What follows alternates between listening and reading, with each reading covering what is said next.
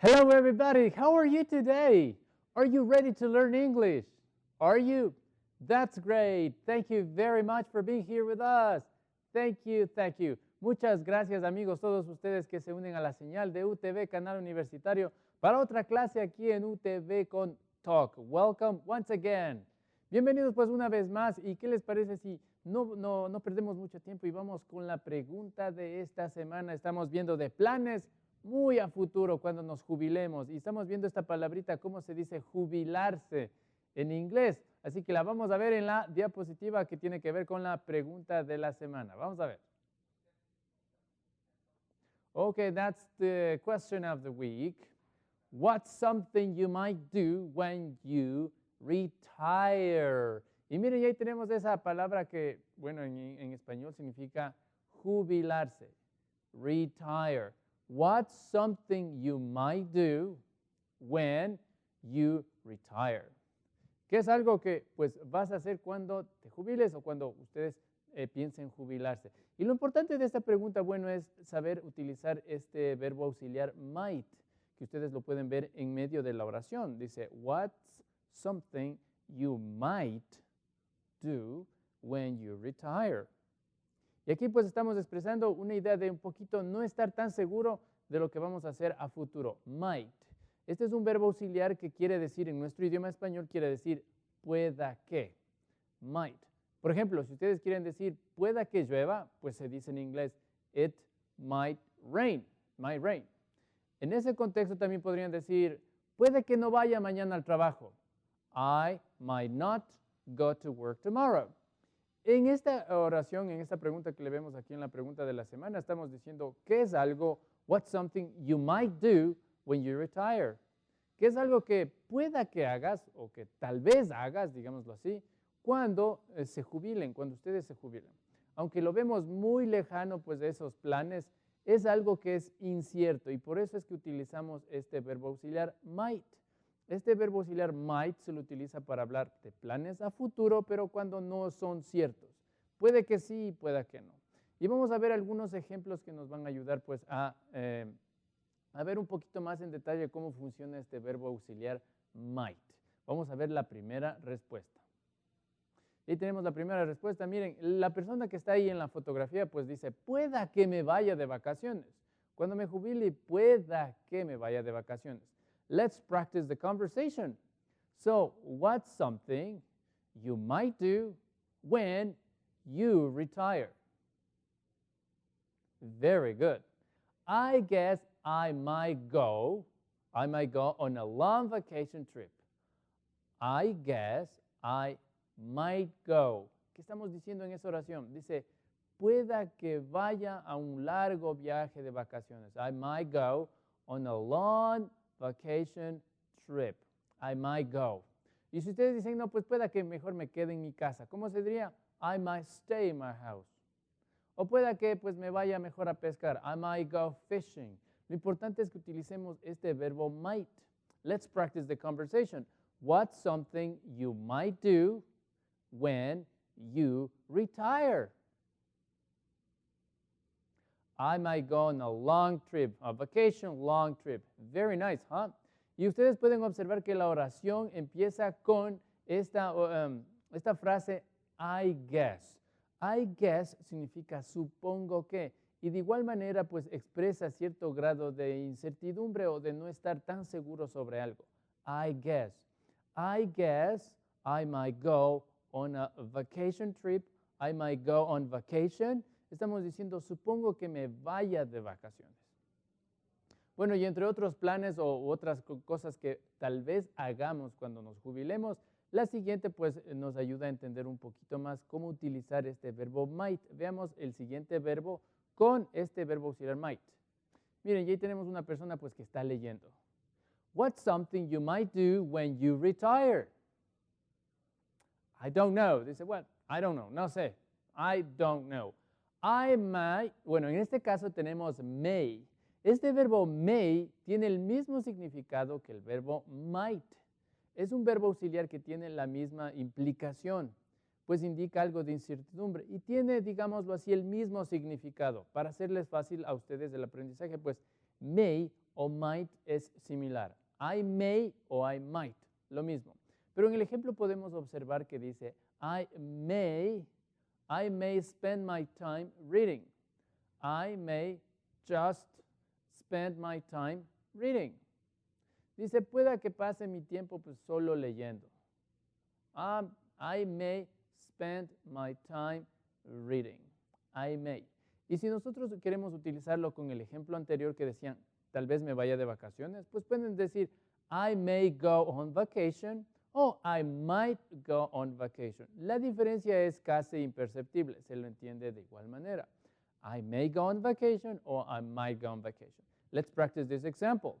So what's something you might do when you retire? Very good. I may spend my time reading. Y vemos a continuación, ya tenemos ahí en pantalla, la siguiente respuesta. Es otra posibilidad de otra actividad que podemos hacer cuando nos jubilemos. Y vamos a ver cómo se dice en inglés. What's something you might do when you retire? Miren, y otra forma de expresar, como habíamos visto en ya preguntas de la semana anteriores, para expresar incertidumbre sobre los planes o no estar tan seguro sobre los planes que vaya a hacer a futuro, se utiliza el will. El verbo auxiliar will también denota cierta inexactitud en cuanto a nuestros planes. Y se vuelve un poquito más inexacto si utilizamos este adverbio probably. I will probably.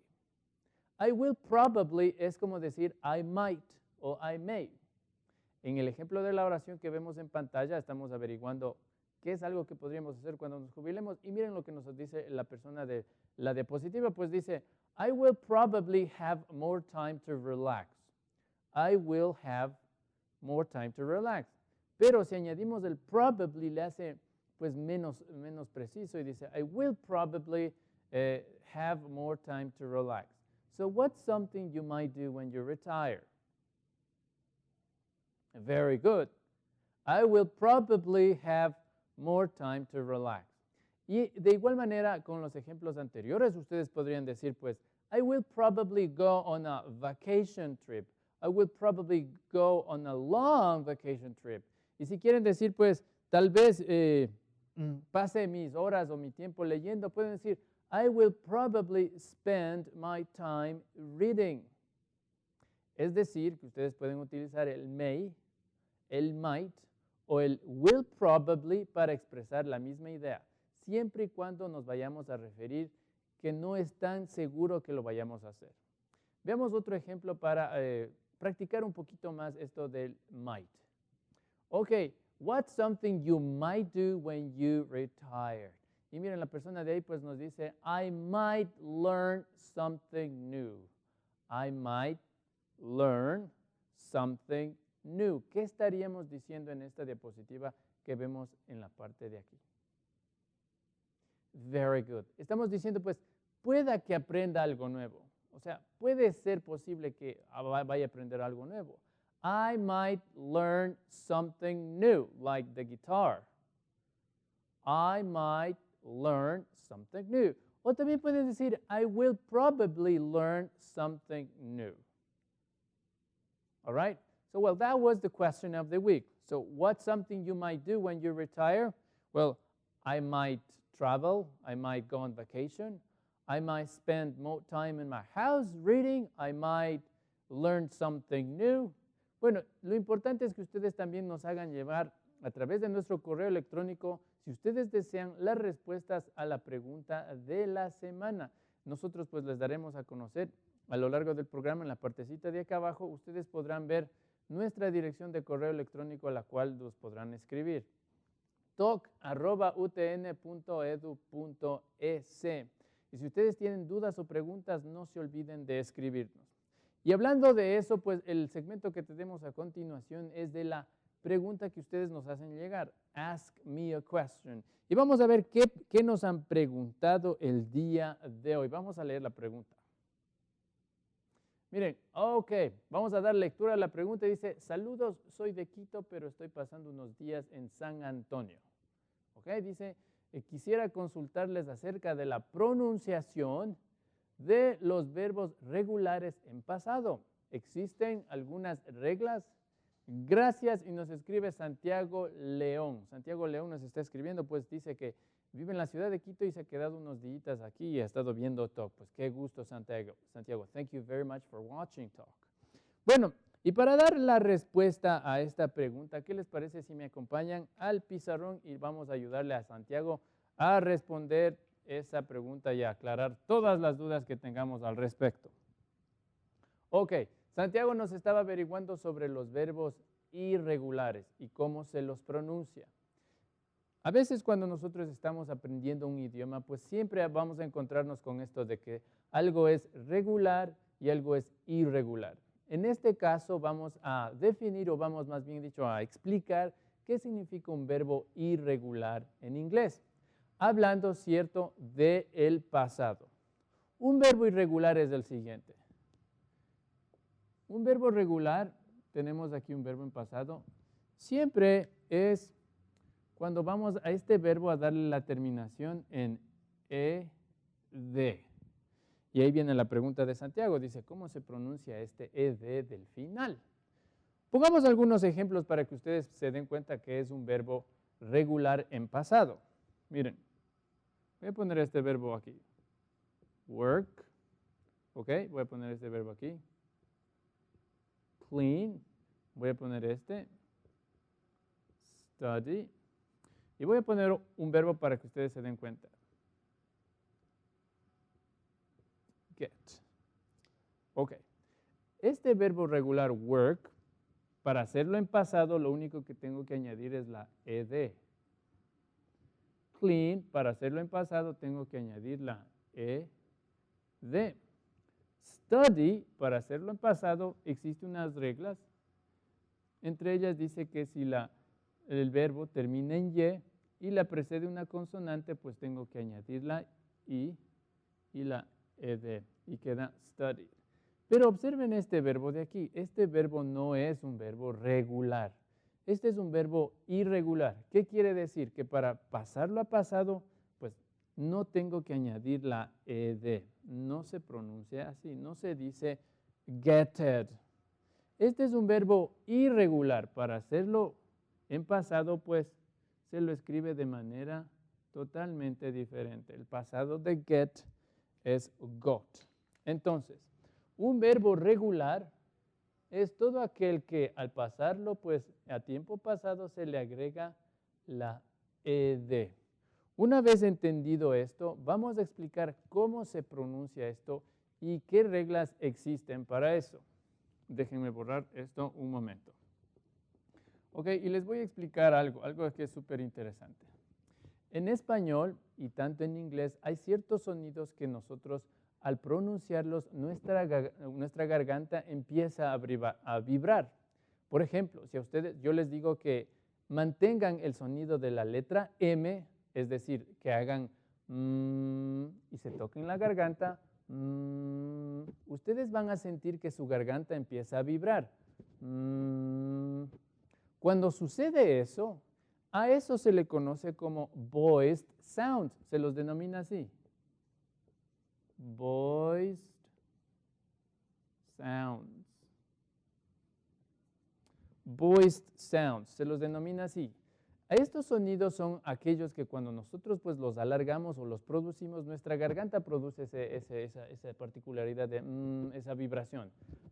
Otro sonido voiced sound podría ser, por ejemplo, la L. Si ustedes repiten la L o la mantienen alargada la L, pues tiene el mismo efecto. La N de manera igual. Pero ¿qué tal si ustedes alargan la letra S? Pues ustedes se van a dar cuenta que no hay dicha vibración. O si ustedes pueden alargar el sonido de la sh, cuando a alguien ustedes les hacen callar, dicen sh, ¿no es cierto? Ese sonido sh, no produce vibración. Y hay ciertos sonidos que no se los puede alargar. Por ejemplo, la letra P. No se puede decir P, porque en ese caso estamos alargando el sonido de la letra E y no en sí la letra P. La P es un sonido es como un golpe. No se lo puede alargar. La letra T tampoco, o la letra K. No se puede alargar esos sonidos. Entonces, cuando un sonido no se lo puede alargar y no produce una vibración en nuestra garganta, pues se lo conoce como voiceless sound. Voiceless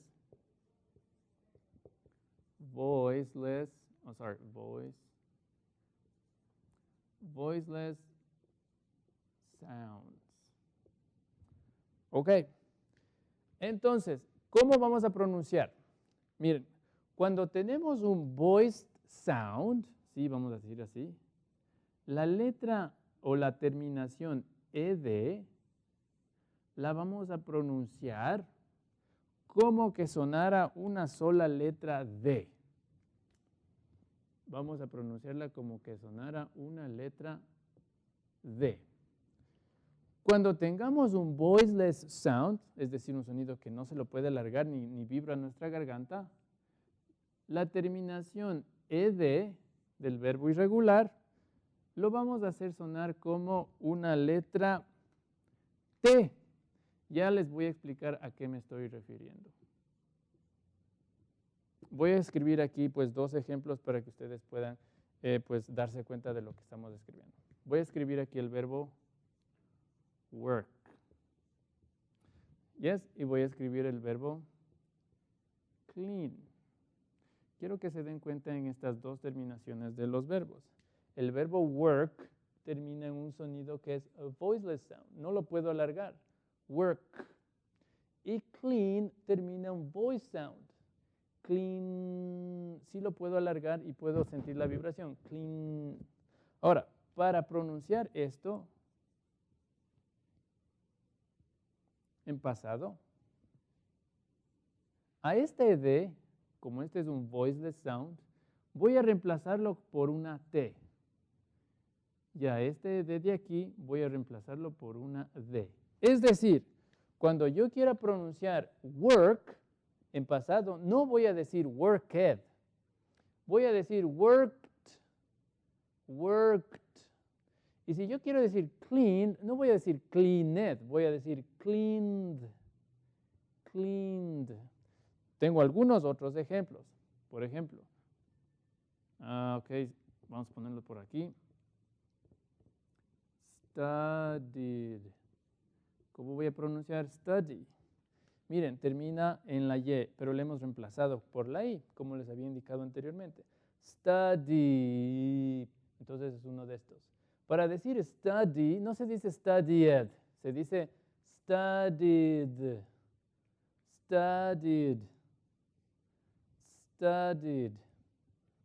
¿Ok? Tenemos muchos más ejemplos que ya les voy a mostrar a continuación en el resumen de la explicación. Pero hay algo más que tengo que aclararles. La otra regla es que cuando un verbo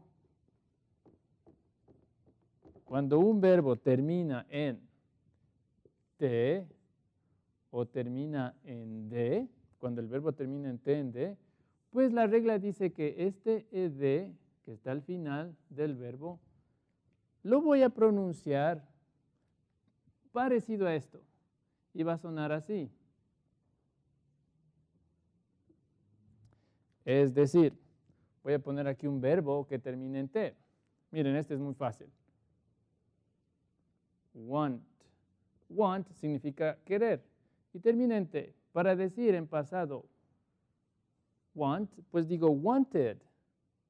Ese sí suena como wanted. Parece como que este ed sí es parecido a esto. Wanted. Y si el verbo termina en D, pues voy a decir needed. Miren, tengo aquí un ejemplo con D. Needed. ¿Ok? Veamos a continuación un resumen para que ustedes puedan ver de manera un poquito más concisa toda esta explicación que les hemos dado en el pizarrón.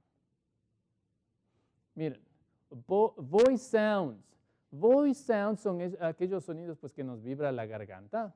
Y tenemos ahí algunos ejemplos. Tenemos listen, miren, listen, play, call, move, change.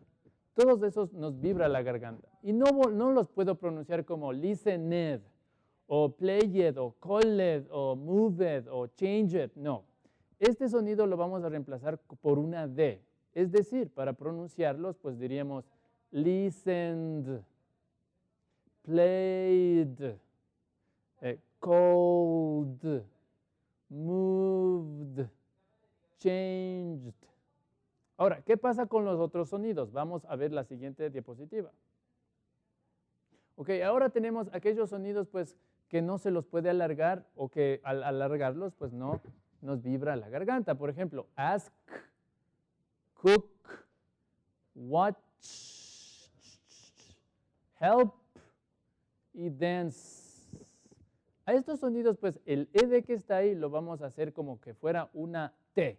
Por ejemplo, no se dice asked, se dice asked, asked, cooked, no cooked, cooked, helped, no helped, helped, danced. Ok, ahora veamos a continuación aquellos sonidos, aquellos verbos más bien dicho que terminan con T o que terminan con D. ¿Cómo suenan? Veamos. Ok, ahí tengo algunos verbos. Miren, todos esos verbos terminan con sonido con T o D. Por ejemplo, want se dice wanted. Need, arrest, arrested. Invite, invited. Need, needed. Provide, provided.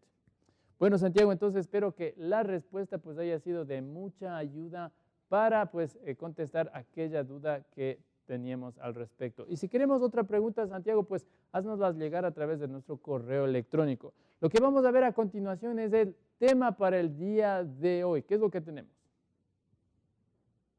Ok, making offers and promises. Aunque ya habíamos visto esto antes un poquito, ahora vamos a ver ejemplos un poco más específicos, más claros de cómo hacer promesas y cómo hacer ofertas. Cuando a alguien ustedes le ofrecen hacer algo y le prometen que van a hacer algo, pues ya habíamos visto que el verbo para hacer esto es el will.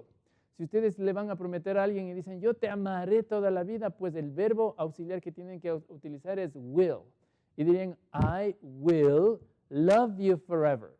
Acuérdense de este ejemplo, es súper fácil de recordar. I will love you forever. Y veamos algunos otros ejemplos para que ustedes pues nos puedan ver. ¿Cómo lo vamos a utilizar? Vamos a utilizarlo en un contexto de hacer una fiesta. Cuando hacemos una fiesta, pues muchos ofrecen hacer algo, dicen yo traigo esto, yo voy a hacer este otro. ¿Quién va a traer la comida? Yo voy a traer, etcétera, etcétera. Eso pues son ofertas, son promesas que la gente hace que va a hacer. ¿Cómo lo hacemos? Pues vamos a ver las siguientes preguntas y respuestas y nos vamos a fijar que estamos utilizando el verbo auxiliar will. Veamos la primera. Ok, miren, ya estamos planificando la fiesta y la primera pregunta que se nos viene a la cabeza es pues, who is going to make the invitations?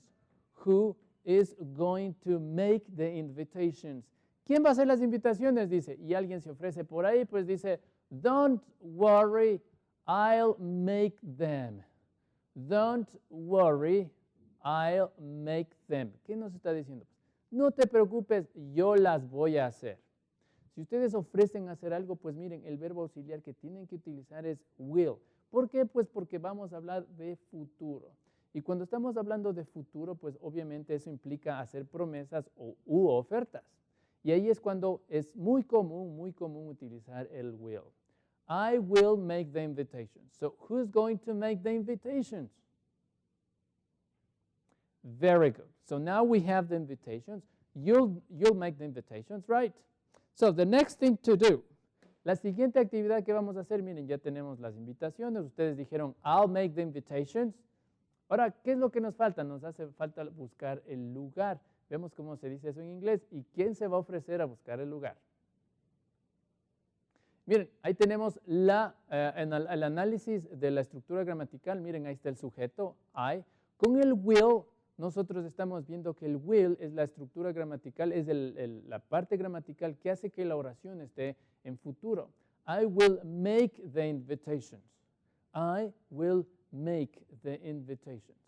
Analicemos el siguiente ejemplo. Okay, can you find a place for the party? So, who's going to find a place for the party? Can you find a place for the party? ¿Pueden encontrar un lugar para la fiesta? No se olviden que estamos planificando una fiesta y alguien se ofrece.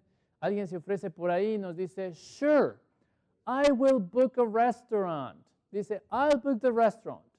I'll book the restaurant. ¿Qué significa book? Book, pues como ustedes sabrán, significa libro, pero book como verbo, book, significa hacer reservaciones. I'll book the restaurant, están diciendo, yo voy a reservar el restaurante. Veamos el análisis gramatical. Ok, I, miren, es el sujeto. El will es el auxiliar en futuro. I'll book the restaurant. Y el book, pues, es el verbo. I'll book the restaurant. Entonces ya tenemos las invitaciones. So, I'll make the invitations. I will book the restaurant. ¿Qué es lo que nos falta? Pues la comida. ¿Quién va a traer la comida? ¿Cómo se dice en inglés? So, what foods should we bring to the party? What foods should we bring for the party? ¿Qué comidas debemos traer? Y miren, alguien se nos ofrece por ahí y dice, well, I will make the sandwiches. I'll make the sandwiches. ¿Qué nos está diciendo? Yo traigo los sándwiches. I'll make the sandwiches. ¿Tenemos otro ejemplo? Sí. Por ejemplo, ya tenemos los sándwiches. ¿Quién va a traer las sodas? Dicen, so, what about something to drink? Who's going to bring the sodas? Y miren lo que dice una persona por ahí, nos dice, okay, I'll get the sodas too. I will get the sodas too. Y nos falta algo, ¿verdad? Vamos a ver qué es lo que tenemos a continuación. Ok, y estamos ya por terminar lo de la fiesta y dice, are we missing anything? Estamos todo completo, dice, estamos olvidándonos algo y dice, I will check the list. Don't worry, I'll check the list. Ya voy a revisar. No se olviden entonces, para hacer ofertas o para hacer promesas tienen que hacerlo con el will. Y eso ha sido todo, se nos ha acabado el tiempo lamentablemente y no se olviden de enviarnos todas sus preguntas y todas las dudas a través de talk@utn.edu.es. Conmigo será hasta la próxima clase y qué gusto haber entrado a sus hogares compartiendo estos conocimientos. Bye bye, see you next class. Have a great afternoon.